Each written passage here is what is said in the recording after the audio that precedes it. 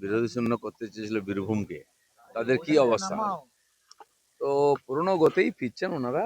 কি আছে, যে রাজনীতিটা মমতা ব্যানার্জি করতেন, আমাকে মেরেছে বলে রাস্তায় গড়াগড়ি দেওয়া, আমাকে ধমকেছে বলে বিধানসভা ভেঙে গুঁড়িয়ে দেওয়া, ঠিক একইভাবে আমাকে আঙুল দেখিয়েছে আমি রাস্তায় দাঁড়িয়ে চিৎকার করব, আমি রাস্তায় গড়াগড়ি দেবো, আমাকে এই করেছে, আমাদের না কথা শোনেনি, আমরা এই করব। মমতা ব্যানার্জি এখনো সেই মিথ্যা কথা লোককে খেপাচ্ছেন।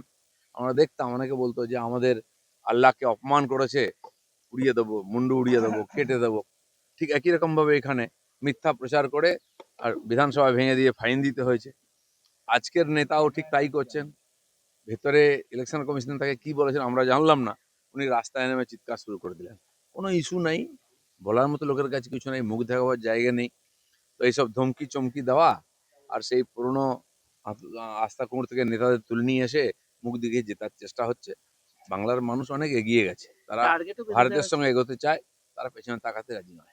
টার্গেটও বেঁধে দেওয়া হচ্ছে 250 সিট। 250 কেন, পুরো 294 সিট ওনারা নিয়ে নিন না। এর আগে তো লোকসভার সময় বলতেন 42 চাই, পরিণতি কি হয়েছে? তো সেই জন্য দেখুন এবারে যতক্ষণ না ভোট হচ্ছে, রেজাল্ট হচ্ছে, এরকমই চলবে। যেভাবে ইলেকশন কমিশন টাইট দিচ্ছে এসআইআর এর মাধ্যমে, তারা বলেছিল একটা নামও বাদ দিতে হবে না, তাদের সামনে 58 লক্ষ নাম বাদ গেছে। চলছে এখনো এক্সারসাইজ, আগামী দিনে সবাই দেখতে পাবে কি হবে। অভিষেক বন্দ্যোপাধ্যায় বলছেন বিজেপিকে কোনোভাবে মাথাচাড়া করতে দেওয়া যাবে না, কোনোভাবে মাথা তুলতে দেওয়া যাবে না। ভোটের আগেই বিভিন্ন জায়গায় বিজেপি নেতাকর্মীদের ধরে ধরে মারধর করা হচ্ছে।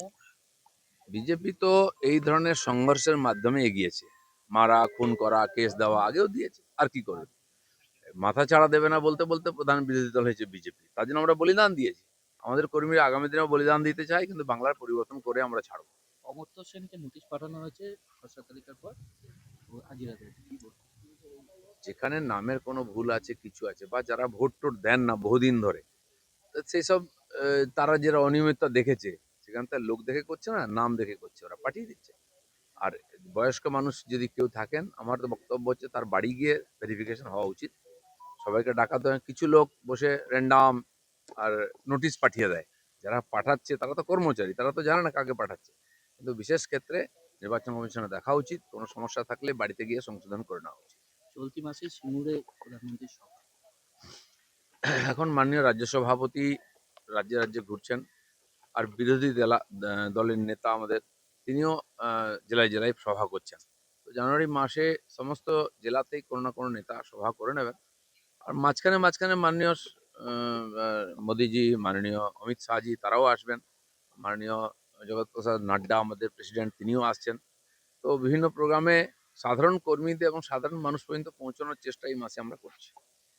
দিলীপ ঘোষের মুখে মন্ত্রী হওয়ার ইচ্ছা প্রকাশ করছে জনসভায়। অনেকে বুঝতে পারেনি দিলীপ ঘোষ কি চায়, এখনো দিলীপ ঘোষকে বুঝতে সময় লাগবে। আমি বলেছি আমরা পরিবর্তন করছি, আমরা এখানে সরকার গঠন করব, মন্ত্রী মুখ্যমন্ত্রীও হবে এবং মানুষের জীবনের পরিবর্তন করব। দিলীপ ঘোষ মন্ত্রী হতে কেন, বুথ সভাপতি হতেও আসেনি, পরিবর্তন করতে এসেছে।